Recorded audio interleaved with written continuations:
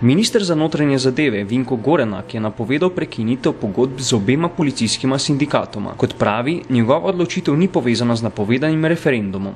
Ne, tega ne povezujem, bom rekel, z referendumom in pa z aktualnimi razmerami, ampak z legitimnostjo in legalnostjo. Takega razkošja, kot si privošči policijsko-sindikatske pogodbe, to ljudstvo, ti delavci ne prenesejo. Pogodbe predvidevajo 173.579 ur, torej to je zgornja meja, to je meja, do katere lahko izkoristijo te ure, v preteklem letu so jih pa izkoristili 64.000. Sindikat policistov Slovenije bo podrobnejša stališče do napovedanega ukrepa predstavil jutri. Pred današnjimi pogajanji z vlado pa je o nameri notranjega ministra spregovoril predsednik SPS. Gre za to, da se je napovedala odpoved pogodbe policijskega sindikatoma, vendar bo ta odpoved morala potekati skladno z pravnim redom, kar pomeni, da se mora držati določbe ZDR in kolektivne pogodbe za negospodarstvo.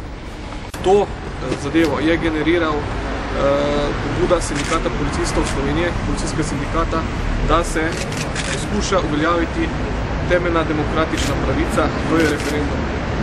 In če je to komu problem v tej državi, potem smo, da se tiče sanje demokracije, zelo daleč od tega, kar smo si prizadevali, ko smo to državo postavili na noge. Gorenak pravi, da policijska sindikata uživata preveč razkošja. V času,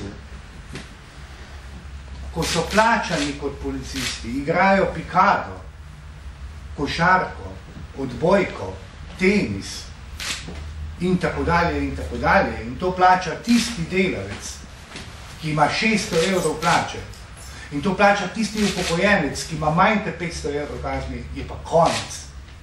Konec vsake ljubezni sindikatov. Sindikat policistov nikoli ni organiziral nobenega šaha, nobene športne aktivnosti.